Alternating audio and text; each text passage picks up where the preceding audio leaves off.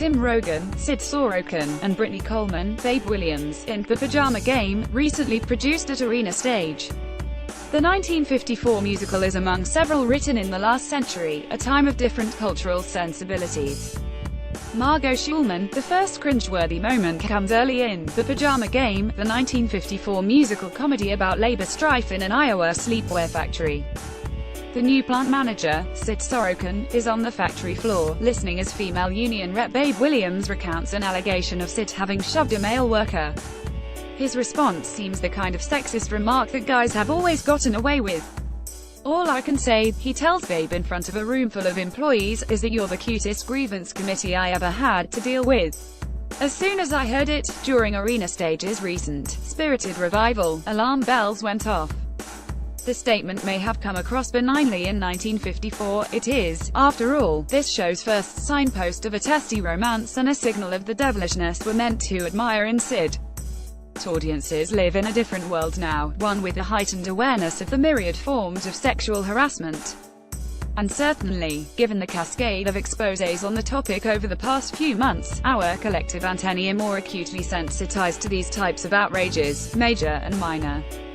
Reviving the hallmarks of our musical theater heritage is such a widespread practice on the American stage that the mores of bygone ages are going to be dredged up and played out, for some spectators who remember, maybe even cherish the originals, and others who are going to wonder, what the heck were these authors thinking? Consider what happens at a key juncture of Crazy for You, the 1992 remake of the Gershwins' 1930, Girl Crazy, now finishing up a run at Arlington's Tony-winning Signature Theatre. You've seen this in fictional depictions 1,000 times, a ridiculous conceit that is supposed to unlock a character's desire, but is in actuality a manifestation of sexual assault. Manhattan rich kid Bobby Child, who has gone out west to run a theater he's inherited, wants to impress upon cowgirl of his dreams Polly Baker how ardent he is. So what does Bobby do? He grabs Polly, spins her and stuns her with an unasked for smooch. Tim Rogan and Britney Coleman in The Pajama Game, Margot Schulman, now, the uninvited kiss and Crazy for You, an affectionate melodic nod to the madcap musicals of the 1930s, may or may not itself be a send-up of a hackneyed romantic device, one dreamed up in the eternally adolescent lobe of the creative brain. Still, Crazy for You offers no context for Bobby's invasive impulse. It's treated in the same light-hearted vein as the rest of the show, undifferentiated from unobjectionable forms of wooing. Why is it the conscientious audience member who's left with the job of explaining this interlude to the 11-year-old they've brought along? Read almost any of the recent horrific accounts of the women confronted in offices and hotel rooms by men in power, and you hear eerie echoes of this very kind of physical aggression. One is compelled to wonder if some of these men aren't in part mimicking a behavior from movies and musicals that was portrayed as harmless, and even effective.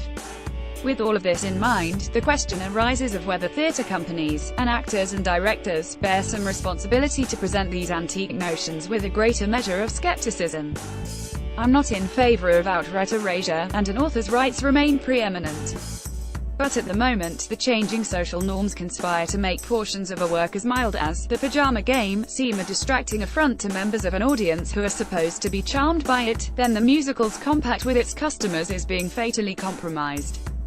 Maybe, until someone figures out how to fashion an antidote that doesn't seriously diminish the original, it should not be done. The extreme example is probably represented by the longest-running off-Broadway musical of all time, the allegorical Young Lover's Tale, 1960s, The Fantastics, a song in which narrator El Gallo offers up scenarios for kidnapping the story's young girl, Louisa, titled, It Depends on What You Pay, originally used the word rape repeatedly to describe the varieties of staged kidnaps he could provide. Decades into the run, rape had long since been deprived of the connotation its creators were after, that of seizure by force. The solution in that case was that the loaded word was dropped and substituted by the awkward abduction, or in other cases, raid. The taste of something unsavory, though, lingered. It can feel as if vestiges of a caveman mentality remain baked into many musicals from the Golden Age. My Fair Lady, for instance, which is receiving a major revival in the spring at Lincoln Center Theatre with Lauren Ambrose as Eliza Doolittle, features a closing line that's ever more controversial. Confirmed Bachelor Professor Henry Higgins, cheered by the return to his home of the young protege, Eliza, with whom he's fallen in love, greets her not with warm words but with an order that seems to reconfirm her previously subservient role. Eliza, he says, "Where the devil are my slippers?" Leaving aside the uncomfortable age differences in some productions, the best actors in the role of Higgins managed to incorporate in that line a playful sense of a man who's learned his lesson, that Higgins now knows Eliza won't stick around if he continues to behave as boorishly as he had in the past. Still, that's by no means a universal understanding of the ending. In a tweet just the other day, Joshua Malina, an actor who has more than 250,000 followers, proposed a new kicker for My Fair Lady, in which Eliza replies, "F you, dude.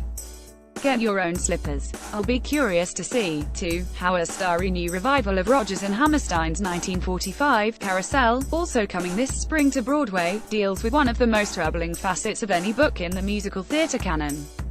Audiences are certainly right to be disturbed up by a pivotal element of the story of rough-hewed carnival barker Billy Bigelow, to be played by Joshua Henry, lately, the Aaron Burr of Hamilton. Billy physically abuses his wife, saintly Julie Jordan, Tony winner Jessie Mueller, who excuses his behavior in song. "Oh, what's the use of wonderin' if he's good or if he's bad," she sings. "He's your fella and you love him, that's all there is to that." A 2016 revival at Arena Stage dealt with the issue as well as the text allows.